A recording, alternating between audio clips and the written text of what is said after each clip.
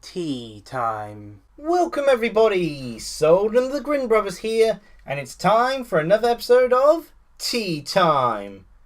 Now then, today's a little bit of a different tea time. For stars, it's going to be a bit more of a fun one. You'll soon see, you'll soon stuff. And it is also one where I don't actually have a tea with me. That's because I've already tried out today's tea. There's a little independent tea store popped up in Milton Keynes shopping centre called Mr. Teapot. And they serve teas. You know, obviously, Mr. Teapot. In fact, that's all they serve. Just teas. So, my mum and I, we sat down, we tried a couple of teas. I'm only going to talk about one of them today, but I've got the other one saved up here as well to talk about. But the tea I had was the Milton Keynes Tea Special. It's a black tea, 4 minutes brew time. They even give you a little timer electronic little timer to stop it, to make sure you brew it perfectly. And of course the brand is Mr. Teapot. And I shall be talking about the Milton Keynes Tea Special soon enough. For now, let me just move that there. So then for today's tea time, I'm going to bring up a topic which I hope to not bring up too often, but I know some viewers would very much like if I brought this topic up more and even play the game. Let's talk about Pokemon Let's Go for a second, and the oddity with it. Now, this isn't going to be a huge analysis into Pokemon Let's Go, but this is actually an oddity I found with it the very moment it was announced. And it's not about the difficulty. I have plenty of complaints about that. It's not about the way, all the things they've been doing in the game to try to draw people in and to make it a gateway RPG. Today's tea time is not going to be about that. I could go on forever ranting about that sort of thing. There's lots of things which I can criticise Pokemon Let's Go for. But the very first thing, before almost any information came out of it, one of the very first things that struck me as really odd, these are Pokemon Yellow remakes. I understand that. However, why is it Pokemon Let's Go Pikachu and Pokemon Let's Go Eevee? Because I understand, it's a Pokemon Yellow remake. Kind of. It's not a proper remake because Garyoke isn't even in it. So which feels very odd because, of course, his Eevee sort of thing, he kind of adds to the development of it all. But the thing with all this that I found very odd is having Eevee as the second version. And like I said, it's a Pokemon Yellow remake, you got Pikachu, you got Eevee. But there's no Garyoke to have own the second star. In fact, I'm not even sure if the rival character, Trace or whatever, I don't know, he's sort of friendly rival they announced him as, which annoy people. I don't care if he's friendly, I care if he's actually challenging, but I don't think much of anything is going to be challenging in Pokemon Let's Go. But the problem was, Eevee, just particularly in what they were going with, Eevee really strikes me as out of place as a Pikachu comparison. To be frank, Pikachu and Eevee, neither of them are particularly good Pokemon. But Pikachu has ingrained itself into people's hearts because of its mascot status in the Pokemon anime and all that. So people like Pikachu. They've also spent a lot of time trying to buff Pikachu in various ways, such as the Light Ball, in order to make you actually want to use Pikachu over, say, Raichu. Which is a ridiculous thing to do, but I say that, but I'm going to have to be doing the same thing probably at some point in one of the Nanka's Pokemon Miiverse Adventure things. I mean, I did in the Pokemon Yellow playthrough. Eevee, on the other hand, whilst people do find Eevee cute, the entire appeal of Eevee is its evolutions, the fact that it can evolve into so many different forms. And no one uses plain old Eevee. Maybe one or two, but no one thinks, let's use plain old Eevee. There has been nothing, with exception to one Z move that they introduced, there has been nothing to specifically tailor towards regular Eevee, because every time they want to think, let's put more spotlight on Eevee, they do so by giving it another Eevee evolution. Its name is even based off evolution. Eevee. Evolution. And yet, for Pokemon Let's Go, you were given an Eevee which doesn't evolve. And that, frankly, strikes me as very odd. Eevee works well as the rival's Pokemon, Gary's sort of Pokemon, because the evolution changed depending on certain factors you did. He could either have a Vaporeon, Flareon, or Jolteon. It was actually a very clever way of actually making a slight difficulty adjustment. If you manage to thrash Gary in your first two matches, he'll be using a Jolteon later on. If you ignored it, didn't even notice him, he'll be using a Flareon. And if you lost to him, he'll be using a Vaporeon. And I think that was a really clever way of being able to adjust the difficulty. Again, I could go ranting about that on Pokemon Let's Go for a long while. And I realised that talking about the Pokemon Let's Go, I haven't even brought up the title of the video, which will have already appeared. Because my argument is that there's a Pokemon that should have been in place of the Eevee version, because Eevee without evolution is completely pointless, unlike Pikachu, which they've done a long time of raising Pikachu's status as Pikachu itself. The Pokemon comparison I think would have been far better for having as the second version would have been Jigglypuff. Reasons for this, like I could say Clefairy. Clefairy was originally going to be the original mascot, and Clefairy does have some decent appeal to it, some decent stats and all that. But Clefairy never felt really struck with people. It never stuck with people as a Pokemon that people particularly cared for. And, there was a debate whether some people would actually prefer Clefable over Clefairy. In fact, I think generally people prefer Cleffa over Clefairy. And, how Cleffa has Magical Leaf, which is funny to have and all that. But a Pokemon which people do like specifically its base form, not its baby stage or its evolution over it, is Jigglypuff. The reason being, again, the anime. Like in the anime, Gary's Eevee evolved. With exception to that one episode, you don't have the person stick with their Eevee as an Eevee. Gary, his Eevee evolved. However, the Jigglypuff that appeared as a recurring character in the Pokemon anime didn't evolve. The Jigglypuff that appeared throughout the series were, really drove to popularity, and the Jigglypuff that, of course, is in Super Smash Bros.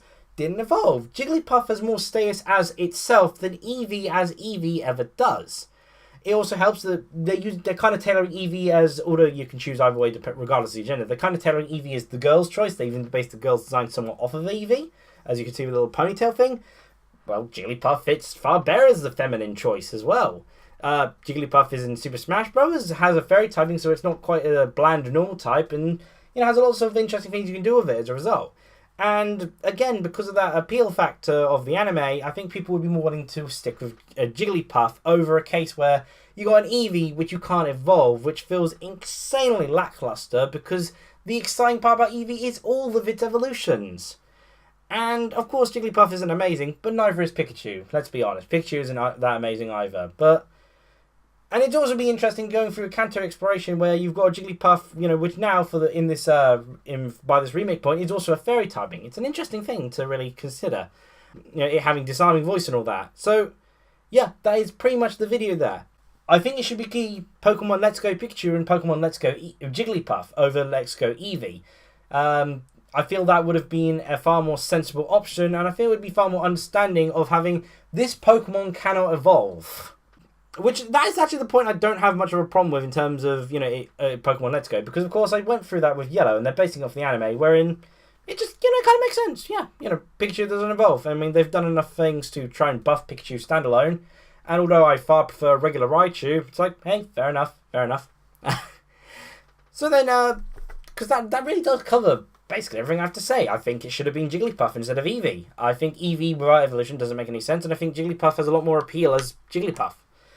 So I'll just, I guess we've already just go on to my Milton Keynes tea special. Talk about that. I wrote down notes at the time of drinking it, and I decided to a little jotted notes. I only have a small sketch pad with me, and I've written them out in my tea book in proper, big boy notes.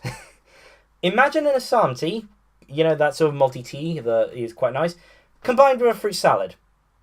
Said fruit salad consisting primarily of pineapple. Milton Keynes Tea Special is a black tea which has tons of fruit just shoved into it. It's not a fruit tea. There's the base of it's a black tea. You can get that slight hint, particularly once you add milk to it. If you add milk to it, the flavour of the fruit just dies down completely. But the tea itself is like black tea shoved with as many fruits as possible. Pineapple being the one that I tasted, and it was the sharpest taste initially. I had it without milk first, but I wasn't a fan of it. It's a strange combination of flavours, and I really don't like pineapple, which is the strongest flavour to it. It doesn't feel right as you have it in your mouth, and it doesn't feel right on the initial taste, and it doesn't feel right as it's like in your mouth. You kind of just glad to get it over with. When you drop a tiny bit of milk in it, it gets incredibly milky. It's very foreign for a black tea. It doesn't act like a black tea, possibly because of how much fruit they shoved in it. It acts more like a fruit tea, but it's actually a black tea, just with fruit shoved into it. And, it gets milky very easily, which dulls all the flavour of the fruit, which makes a very strange and lacklustre tasting Assam tea at that. Which at that point is like, why wouldn't I have Assam tea? Heck, even a tea I've previously had, the 1886 tea, why wouldn't I have that over, Milton Keynes Tea Special? Honestly, the home of the concrete cow, yeah, your tea is weird. I'm not a fan of it. So this is a bit short, isn't it? You know, I came in to talk about how, you know what, they should have had Jigglypuff as the star alongside Pikachu. It would have made far more sense. Even Clefairy would have worked better. And yet, here I am with plenty of time to spare. So, what's there to talk about? Well, I've had Let's Go Jigglypuff as the title of this episode. You'll have seen it up above. And I've had it on screen for a while. However, this tea time isn't just Let's Go Jigglypuff. No, because I have another thing I want to talk about. One that's less specific to Pokemon Let's Go, more for the franchise as a whole. After all, I did mention that Clefairy was originally going to be the mascot. And instead they ended up choosing Pikachu. And people have debated, what could they have done as a different mascot later on the line? They've considered many options, many choices. And, you know, people have considered mainly, what if they replaced... You know, Lucario was effectively the second mascot. But there's another Pokemon that in the Gen 1 days, when you think about all the arguments of why Pikachu was a good choice, and yes, Pikachu is still the best choice, but one of the arguments for the next best choice of Pokemon for the Pokemon mascot role that could have fit in very well. That is, and I shall title it, like I did Let's Go Jigglypuff, Pokemon Let's Go Farfetch'd. Yes, I believe that Farfetch'd is one of the best choices in terms of a Pokemon mascot-esque role. And it would have been just as well Farfetch'd being the mascot over Pikachu. Pikachu is ultimately the better choice for, you know, certain reasons, but Farfetch'd could have worked just as easily, I feel. Now the reasons for this is you think of some of the arguments to it. You know, there's the evolution argument. You know, Pikachu, you have to sort of stop from evolution. Keep him in its cute form, and you know the fact that he has to have a Thunderstone, you know, it means that you know there's no serious point where people criticise Ash. Why isn't his Pikachu evolved yet? Higher leveling, because of course there's a choice in that.